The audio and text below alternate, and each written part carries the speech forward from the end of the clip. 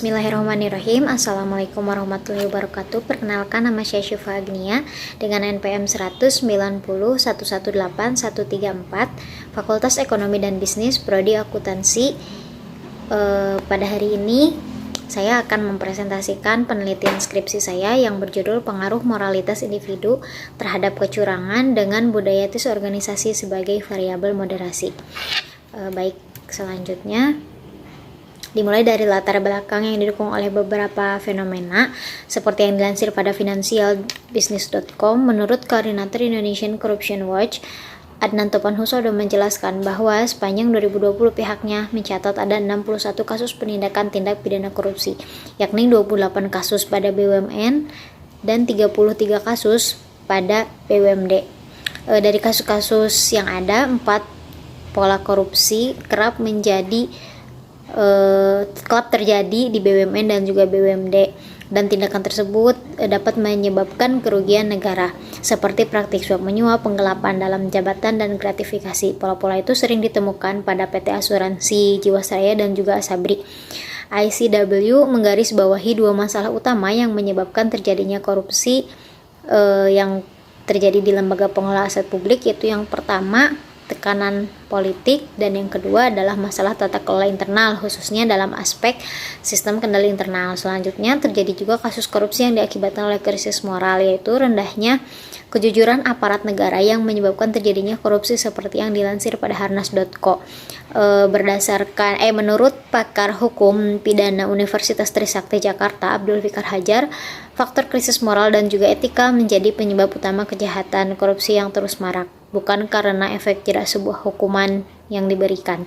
Sepanjang 2018, sedikitnya ada 10 bupati yang menjadi pasien KPK atas tuduhan praktik korupsi, dan mayoritas terkait penanganan proyek infrastruktur di daerah yang dipimpin mereka. Kejahatan tersebut dipicu oleh lingkungan yang kondusif sehingga kepala daerah leluasa untuk menjalankan praktik kotor. Selanjutnya itu tinjauan pustaka. Di sini ada kerangka pemikiran pada penelitian kali ini menghasilkan hipotesis sebagai berikut. Yang pertama, moralitas individu berpengaruh terhadap kecurangan, dan yang kedua itu keberadaan budaya etis organisasi mampu memoderasi pengaruh moralitas individu terhadap kecurangan. Selanjutnya, untuk metodologi penelitian, metode yang digunakan dalam penelitian ini adalah metode verifikatif dengan pendekatan kuantitatif. Sumber datanya itu primer dengan menggunakan teknik pengumpulan data melalui kuesioner. Populasinya perusahaan BUMN industri pertahanan strategis dan teknologi tinggi. Sampelnya menggunakan teknik purposive sampling. Untuk pengujian instrumen penelitian menggunakan uji validitas dan juga reliabilitas.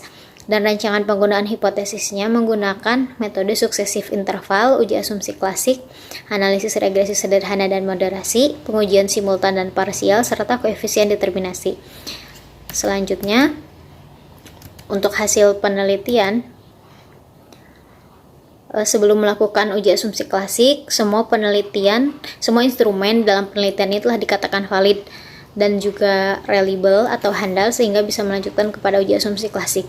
Uji asumsi klasik yang digunakan pada penelitian ini yaitu uji normalitas, uji multikolinearitas, dan juga uji heteroskedastisitas. Berikut adalah hasil uji asumsi klasik yang hasilnya telah memenuhi syarat sehingga dapat melanjutkan pada pengujian berikutnya. Berikut adalah hasil uji regresi sederhana dan juga uji regresi moderasi pada penelitian ini. Untuk uji F, dapat diketahui bahwa nilai signifikansi dari keduanya itu lebih kecil dari 0,05, sehingga hal ini dapat diketahui bahwa hipotesis diterima dan artinya secara simultan baik tanpa pemoderasi atau dengan pemoderasi. Variabel moralitas individu memberikan pengaruh yang signifikan terhadap kecurangan.